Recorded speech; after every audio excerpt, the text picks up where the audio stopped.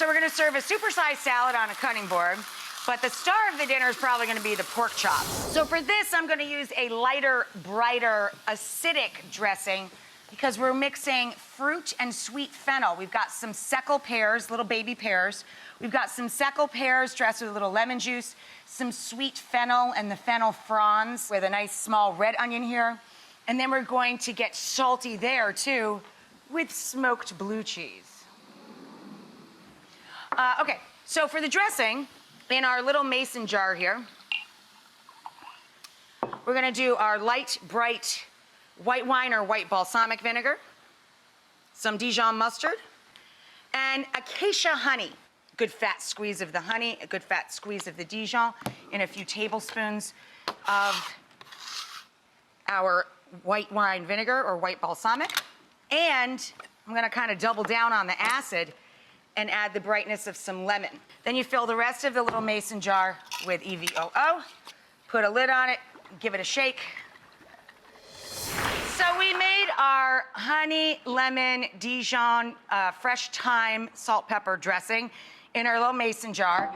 This is what I was talking about with a statement salad. For the greens for my supersized statement salad, I chose escarole and romaine, fennel, red onion, our Escarole pears, all of our beautiful fennel fronds, the little lacy tops to the bulb of fennel, lots and lots of blue cheese, and our white dressing, our white vinegar, mustard, woo, salt, pepper, thyme, gorgeous. I'm searing the edges of some thick-cut bone-in pork chops. I'd say they're about 1.25 to 1.5 inches thick in my good old cast iron skillet. You're not cooking them all the way through because we're gonna put them back once they get nice and saucy and sort of a sweet and sour sauce, and we're gonna finish them in the oven. We wanna get a little color on the fat on the sides and color on both sides of the chop. We're gonna turn the temperature back a bit, and we're gonna start our sweet and sour sauce. We're gonna make it rich with 2 fat slabs of butter melting down into the drippings from the pork chops. Now, I took a couple of really large shallots, I peeled them, and then I used this funny looking little tool here, this is a truffle shaver, to mandolin the shallots very, very thin. You can also use the wide tooth side of a box grater.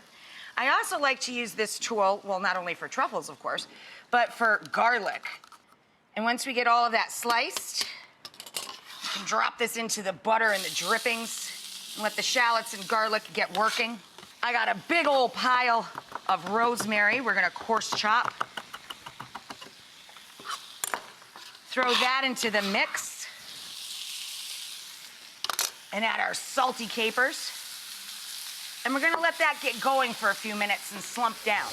Now we're going to add in the agrodolce, or the sugar, salty sweet combo, okay?